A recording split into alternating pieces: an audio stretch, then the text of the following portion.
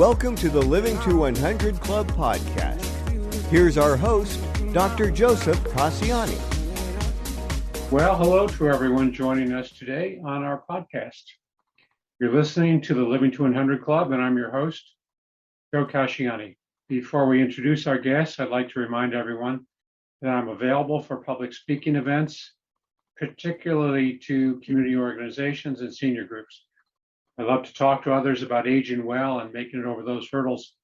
There's an option on my website to book a call to discuss a presentation for your group. I also offer one-on-one coaching for help bouncing back from struggles and setbacks. You can see this option as well on my website. And one last item of self-promotion, if you're looking for a consultant or trainer on clinical topics like dementia or depression, this is my wheelhouse. So feel free to contact me if there's a need in your group or organization. Again, contact options are on my website, livingto100.club. Now, on to our podcast. We're pleased to invite Dr. Hannah Freiboth, a physical therapist, today as our guest. This is a conversation about ways older adults can avoid falls. We look at the incidence of falls in this age group, the consequences or results of falls, and how to measure our own risk of falling. Our guest brings her experience as a physical therapist to this podcast and shares her recommendations for both our physical person and our home to prevent becoming another statistic. First, a little background. Dr. Hannah Freiboth is a physical therapist currently working in the acute care hospital setting. While her caseload includes a variety of conditions, she has developed a passion for helping older adults remain living safely at home without assistance. Hannah received her Bachelor of Arts undergraduate degree with a major in biology from Concordia College in Moorhead, Minnesota. She then earned her doctorate of physical therapy degree from the University of Jamestown Physical Therapy Program, where she graduated with an award in excellence in evidence-based practice. She can be found serving her audience on social media as Revitalize Physical Therapy, or in her private group, Revitalize Your Balance, No More Falls. Welcome to our program, Hannah. Thank you. Thank you for the introduction. I'm glad to be here. Great. I'm glad to have you with us. We're looking forward to this conversation. I always like to open by asking our guests to tell us a little bit about the journey that brought you to where you are today. Yeah, you hit it on the head there, right there in the introduction. And when I went into PT school, I didn't have a specific specialty in mind. So I kind of just went there with an open mind, and I saw myself drawn more towards the geriatric population and neurological conditions. And then from there, I graduated, passed boards, and then I got my first job at working in a hospital in the acute care setting. And, you learn all this stuff in school, but until you're working in the field, you don't see the reality of things. Sure. And so you learn, you learn about all the statistics about falls and the aging population. But really working in the hospital, I learned how much of a reality of a patient's life and their family's life can change after a fall. Sure. And so I was just drawn to learn more about it. And then from there, I kind of realized I have all this knowledge as a physical therapist, and I'm seeing that falls are very much preventable. And so I was like, there's something more I can be doing. So I just recently kind of branched out and started serving people online via social media. I created a group. And so I'm just providing information, really just creating more awareness and providing more education to people as I'm able. And then of course, answering questions, and anything like that. So you completed all your training, your credentialing, and what I call the ivory tower meets the real world. So you bring all that academic background into the actual application of this information, how to apply it, how to implement it. So you've developed some special interest and specialty in falls, especially in the older age group. How common are falls in the 55 plus age group? Yeah, there's a lot of statistics out there. The one that I like to say the most is in the population of people over the age of 65, 1 in 4 adults fall each year in the United States. And it's projected to increase quite a bit because the population of older adults, the baby boomers, are going to be moving into that category of 65 plus. And so it's projected to increase quite a bit until 2030 here. Right now, I think the last stat I got was about 36 million falls occurred in 2018. And of that, about 8 million falls required medical attention or at least limited a person's activity. And in the United States, at least, there's kind of some conflicting stats on this, but falls are the leading cause of injury in older adults. Sometimes it's the second leading cause, but what I most recently found was the leading cause of injury. Leading cause of injury. So typical falls being slipping on throw rugs, stepping off the curb, slipping in the shower. What are the most common? Are there any? Well, that's a hard question because part of the stats too is I think it's about half of the people that have a fall actually report it to their doctor. So there's a lot of unreported stats out there. I wouldn't say that there's necessarily a common way of falling, but there's, common risk factors, I guess, that can contribute to it. So exactly all those things you just said, all things that are very realistic and happen. Sure. Yeah, I know we're going to talk more about the physical risk factors and then the environmental or home risk factors, but typically, does the person who falls recover, or are there long-term limitations? I guess that may be hard to categorize as well, but typically recovery or long-term consequences? Yes. There's both. So there's more stats on that, of course.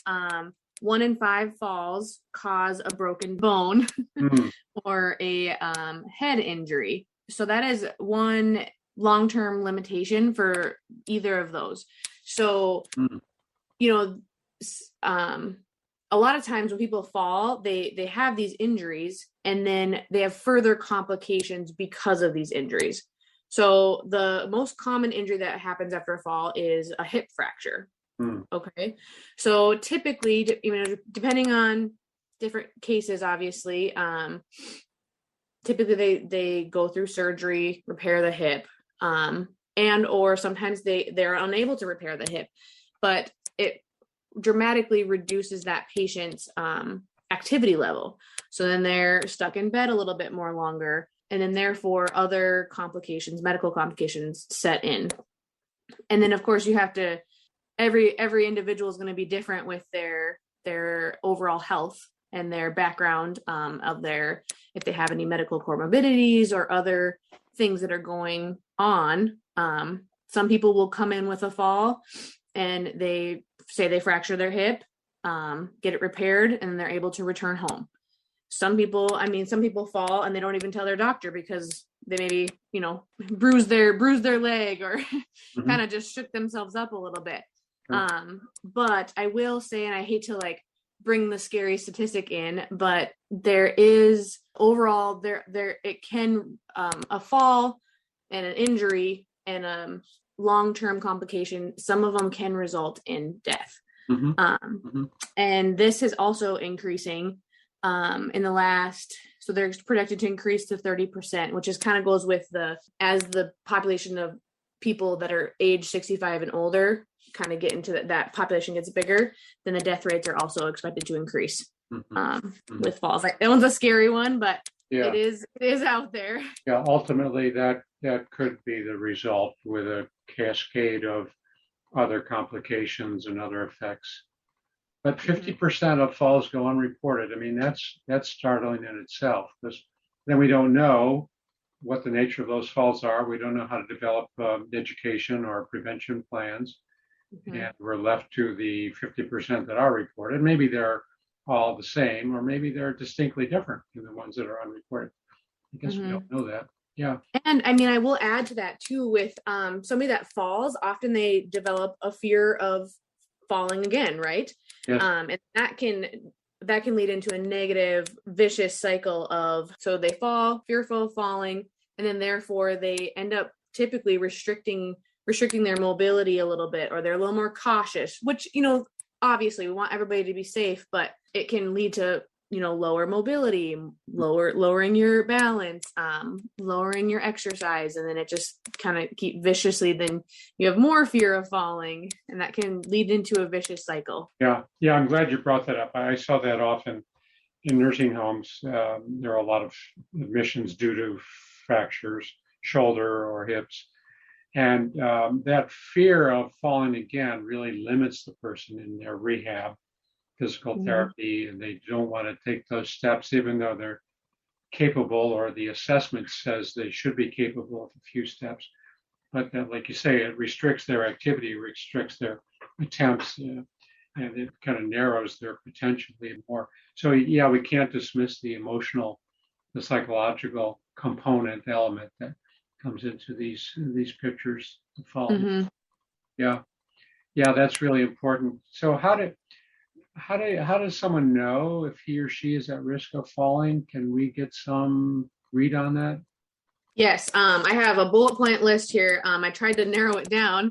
Yeah. Of course, as a physical therapist, there's a few things that are, outside of my aspect of care, but I will kind of address them here. Sure. So things that I look at as a PT, knowing if a person is at a risk of falling, is lower body weakness, difficulty walking, balance concerns, vision issues or vision impairments, environmental hazards, impaired sensation, especially in a person's feet or legs.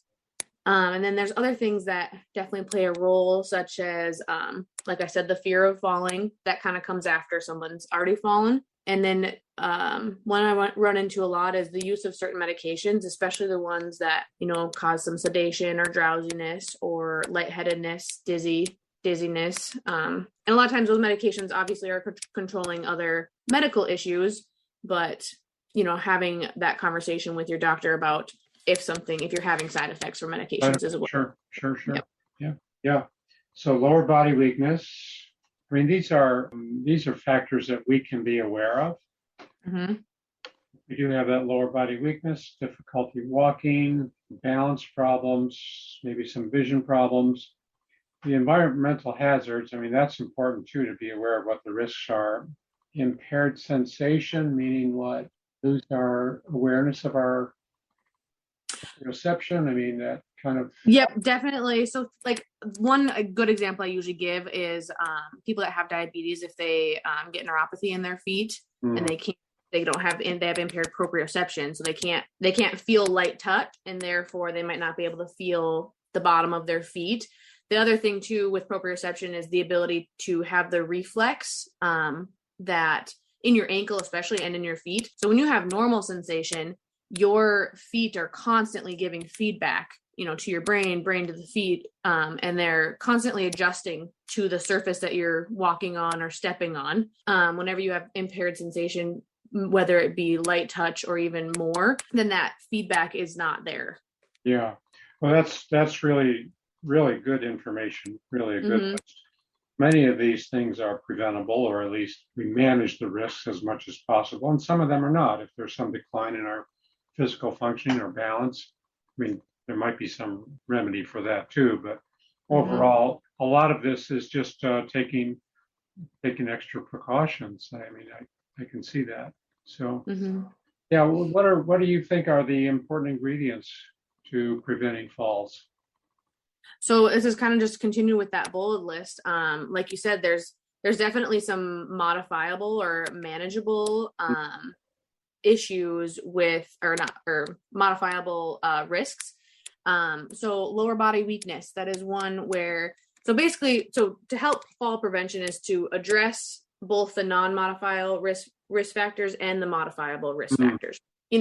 So some of them obviously you're only going to be able to manage to a point, but I like to tell people that falling is not a normal part of aging. Okay.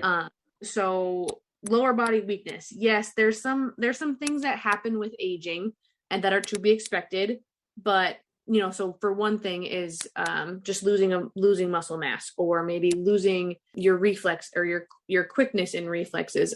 But this is definitely something that can be modified. Lower body weakness, strength training plays a large role. And some people get scared by the word strength training, but really it's just moving your body and using body weight as your resistance or as your strength training. So sorry, back to your question. No. The ingredients to fall prevention. So essentially just addressing those. So lower body weakness, we address it with strength training. Difficulty walking. A lot of times I see people in physical therapy just for that, to work on what we call gait training, ambulation. There can be, obviously we tailor it to the individual. Some people need, use of an assisted device, or some people need to just work on the strengthening. Sometimes it's stretching or gaining more range of motion in order to walk properly. Vision issues. So that would be, out of my scope of practice, but talking with your primary doctor or your eye doctor to address anything there. Mm-hmm. Balance concerns, that's huge. And that's like my favorite thing to work with. And that kind of goes along with having proper range of motion, especially in your legs, and then also having proper strength. So addressing those via fitness or physical therapy. Obviously, environmental hazards. So you can modify that to a point. Mm-hmm. Also, just like you said, being aware and managing things, when you're out of your house or somewhere else, traveling, whatever, being aware of things that could cause or increase your risk of falling. Impaired sensation, a lot of times that is because of a medical comorbidity. So that can only be addressed so much. And again, I kind of mentioned earlier, just with the use of certain medications, talking with your primary doctor. And if you're having side effects from those, trying to figure out a better plan. Some people fall because they get lightheaded when they stand up, things like that. Some people are just super drowsy on their medications, and it's just not allowing them to be alert enough to be aware of their environment and react to it. Right. And some of these medications might have more of these side effects than other medications. So if we mm-hmm. are experiencing the dizziness or the drowsiness, then we can look at having a change and maybe a med that doesn't have the same side effect. Mm-hmm. What about balance? What do you recommend there? How do we improve balance? Yeah. So as I mentioned, this can be one aspect of fall prevention. And for some people, it can be the only aspect that needs to be addressed. So one thing I often see in the real world here is after people retire, unless they consciously choose to remain active, it is common for people to become more sedentary. That goes back to that vicious cycle of once you lower your mobility or your activity, maybe you fall, your fear of falling increases, and then you lower your mobility even more. So that is a huge part of it. So again, I just like to remind people, falling and your lack of balance or your lack of mobility is not necessarily a normal part of aging. So I just encourage people, if you have any concerns about your balance or mobility, to consult. It can be a personal trainer, a fitness coach, your doctor, physical therapist, anybody that you think could help you address that mm-hmm. Sure. is very well going to help your fall prevention. Sure. Yeah. Well, all right. Those are some great recommendations, preventive measures, and attempts to reverse some of those aging risk factors. Yeah. Mm-hmm. So strength training is important. See some fitness coach. I have had a couple of guests on who really recommend a lot of strength training with seniors, and they have some online programs. So we know there's a lot of resources out there. Let's talk about our environment and where we live. And you mentioned that, you touched on it, being aware of what's going on in our home, and when we step out, going to the store, going to a doctor's appointment, what to look for, what should we be on the alert for when it comes to culprits, mm-hmm. causes? Yeah. Yes. So in your home, it's pretty easy to modify things. So the bullet point list I have here is first couple of things: lighting. So making sure you have well lit areas and that you're able to see where you're going. This is another thing, especially at night. People often get up to go to the bathroom. There's lots of different technology out there, but some people, they just make a habit to turn on the lamp, or some people have automatic night lights that when there's motion, it turns on, maybe a handheld flashlight by your bed, something like that. Because this goes back with the vision. So the three main components of balance, and one of them includes your vision, your ability to see where you are and react to your environment.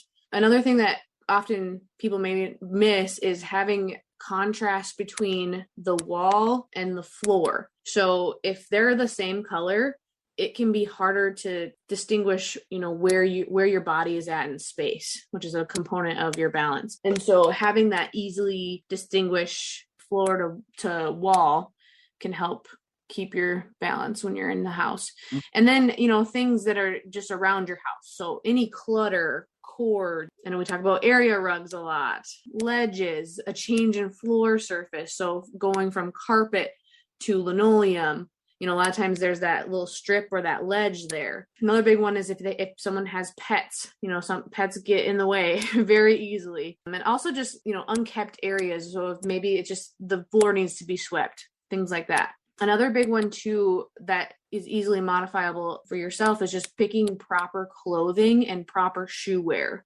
especially if you have that impaired sensation of your legs or your feet. So with clothing, I just tell people, choose something comfortable. Make sure it's not too restricting, but also the other thing that can cause issues is if your clothing is way too baggy or it gets in the way, it gets caught on stuff or caught in between your legs. And for shoes, you could have a whole segment on shoe wear, but something that I understand when you're in the house, people like to wear the slip-on shoes, but I try to tell people to get something with a back of your heel, something that usually you got to tie so it stays firm on your feet. So providing that support for your feet, but also having good soles on the bottom so it's gripping onto the surface as well. So those are the main things I have. That's a great list. Great list. And this applies, of course, in our own home and even going out of our home, wearing proper clothing, lighting, any clutter that we encounter, maybe on the sidewalk or maybe in a parking lot. So wherever we are, these are factors to be alert to and be aware of. That this could be a potential trigger. Yeah. What about, we hear a lot about the showers and bathtubs, serious risk when there's falls there. What special recommendations do you have? Yeah, this is a large piece where I just want people to have some more awareness. Two things happen when you're showering bathtub. So things get wet and therefore they get slippery. And then number two, whenever you're showering, oftentimes you close your eyes. And so those are throwing off two components of your balance, having a slippery surface and not having your vision to help stabilize yourself. So knowing that, occupational therapists are great with showering in bathrooms. But from what I've told people is, it's okay to be aware of your limitations with this. So it's okay to, if you feel like standing in the shower, or maybe you've already slipped in the shower, we got to think about adjusting that. So a lot of times people put, like a bath mat or those non-slip treads in the bathtub itself, or even on the outside of it, on the floor there. I love shower chairs or having a built-in shower chair. Sometimes it just gets to a point where you might need to sit to shower in order to prevent a hip fracture, right? And a long-term complication. The other thing is grab bars, and the good grab bars, the ones that you can screw into the wall and they're sturdy. Having them in the shower and right outside the shower, having proper placement of those too. And this is where I often recommend having a home assessment because, obviously something is better than nothing, but having it properly done can make a big difference. Another thing to keep in mind too, so if someone has a bathtub and they have to step over into it, being aware that when you're stepping over, you're having to stand on one leg for a little while, and that is challenging your balance. And so for some people, that's what does it, is just you have the slippery surface, you're getting out of the shower, you stand on one leg and down you go. So bullet point list, I guess, would be non-slip surfaces and then grab bars, and just being aware that being in the shower is a challenge for your balance system. Yeah. Extraordinary risk of being in the shower or bathtub. Yeah, that's a great list. Thank you. What about travel? For maybe going to the airport, we're taking a flight somewhere, or anytime we're getting into a car or cab or Uber. I mean, what things should we be aware of when we travel? So one thing I like people to think about when you're in your house, or it's a fairly controlled environment and you're familiar with it. So whenever you leave your house, just be aware that there's going to be numerous things that are changing and are different. And that's pretty common knowledge, obviously, but just being aware that can help you already. So when you leave the house, you're exposed to the elements. So things like weather. So right now it's winter, ice, wind, those types of things. Other, like I said, when you leave your house, things aren't controlled. So there's going to be ledges or uneven surfaces where you might not expect. Other buildings and structures might not be as reliable. So if you're used to kind of grabbing onto the wall or onto the furniture in your house, when you leave and you start doing that, it might not be the same as at home, right? So something could be on wheels, or it could be on hinges, and then you grab onto it and there you go, there you fall. Yeah, just being aware that there's going to be other ledges and curbs and things that you're just not used to. Yeah, unfamiliar spaces, as you say, we're not used to. Maybe missing a handrail somewhere, going up and down some steps. When at home we have that. But yeah, that's great. Really, this is a wealth of information, Hannah. I think it's so important to continue to educate people about managing our risk, because we're living longer and we want to be able to live at home as long as we can. And certainly to put these precautions in place, it really increases our success rate. That's great. So anything else that we didn't cover? Yeah, I could. I maybe didn't give you a full answer back to that strength training. Okay. Just kind of more specifics on it, I guess. I said, obviously consult somebody, but just in our conversation here, strength training, and as you've had other guests on your podcast as well, it's very, very important. It helps individuals remain strong, and this therefore makes them remain independent. And whenever someone is in, when I use the word independent, that carries a heavy definition for physical therapists. For us, that means that when someone is independent, they're able to move themselves throughout their home. They're able to take care of all of their, what we call our activities of daily living. Sure. So things that you and I maybe take for granted, being able to get in and out of bed, get to the bathroom by ourselves, brush our teeth, walk without an assistive device, be able to make our own breakfast, let the dog out, and not having to have any help with any of that stuff. I mean, I meet a lot of people that's really their goal. They just want to remain independent for as long as they can. And that's great. I love that when people have that goal. So strength training, that's your best bet. Obviously too, there's all these, your health benefits for strength training. It can reduce your risk of osteoporosis, which therefore can help if help your chances of not breaking a bone if you do fall, or having a better recovery. And it can also help just other medical issues, underlying chronic conditions like heart disease, your arthritis, help improving your sleep, improve your depression, things like that. So I just love strength training. And I think, I think sometimes seniors can get, discouraged by it because maybe they haven't done it before. It wasn't really introduced until probably when they were older, and then now they're just starting at age 65 or age 70. Sure. And I want to encourage people to not be afraid of it and find somebody that can help them.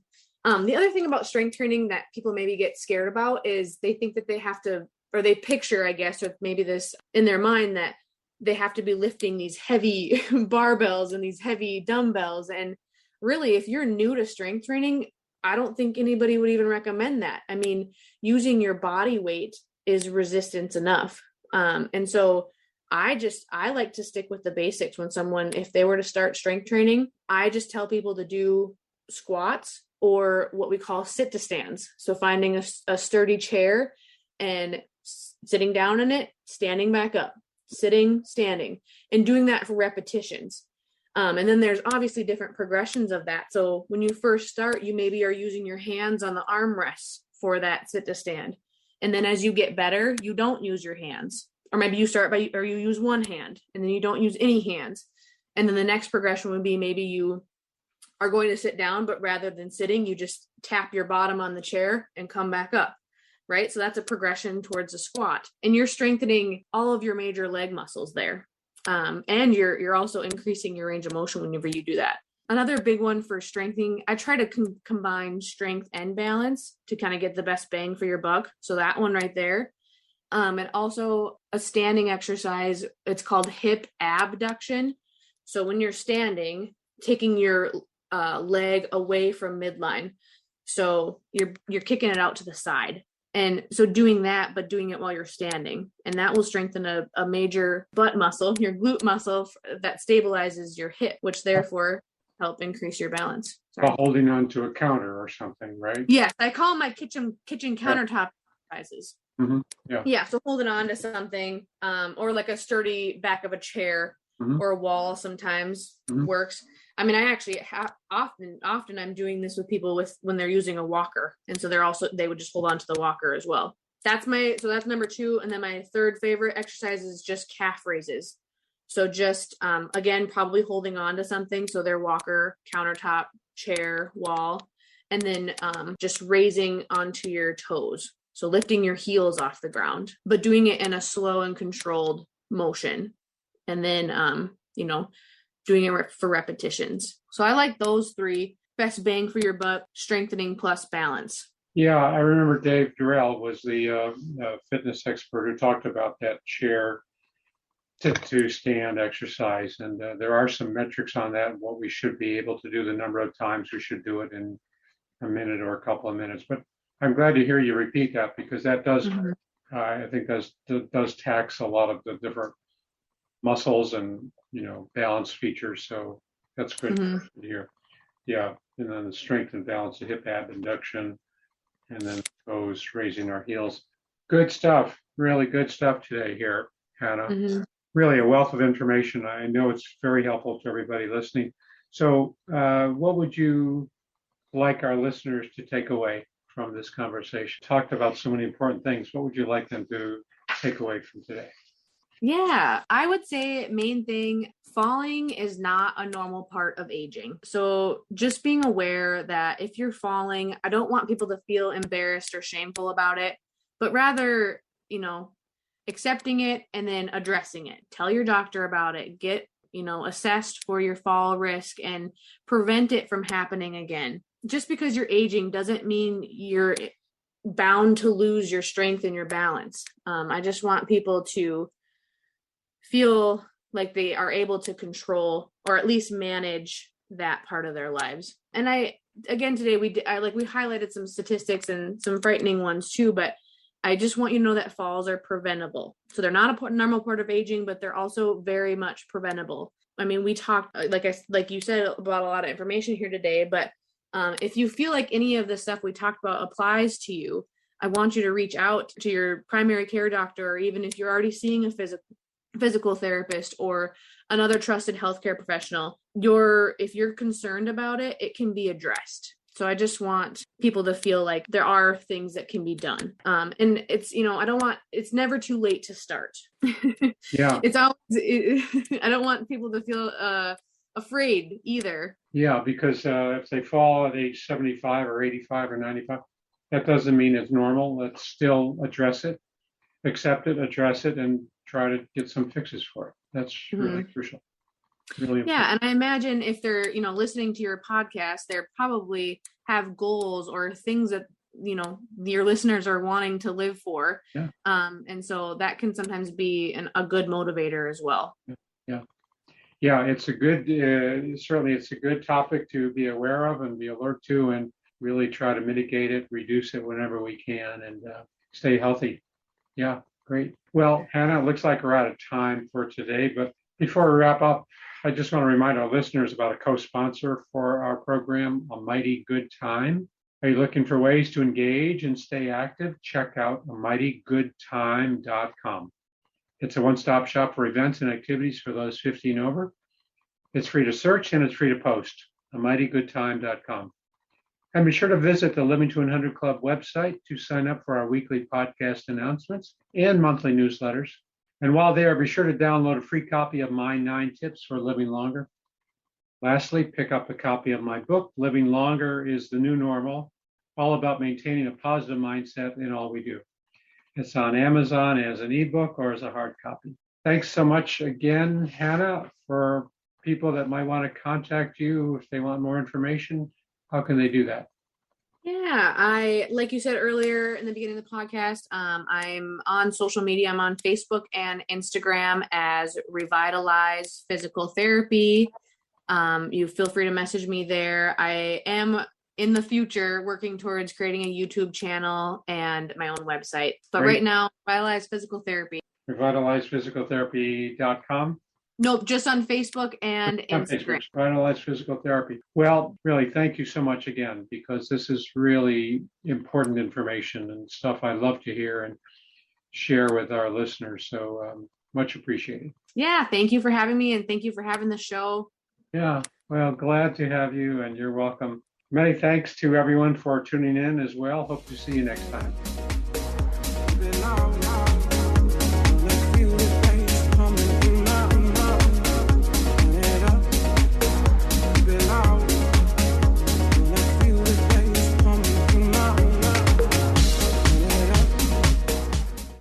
Hi, I'm Lori LeBay, and I wanted to tell you about Alzheimer's Speaks, which is another great podcast. You see, my own mother lived with dementia for 30 years, and I felt lost. Did you know every 3 seconds someone in the world is being diagnosed with dementia? Odds are it's going to hit your families too. We want to help you connect to services, products, tools, research, and stories so you can be prepared. Please subscribe to Alzheimer's Speaks on your favorite podcast platform.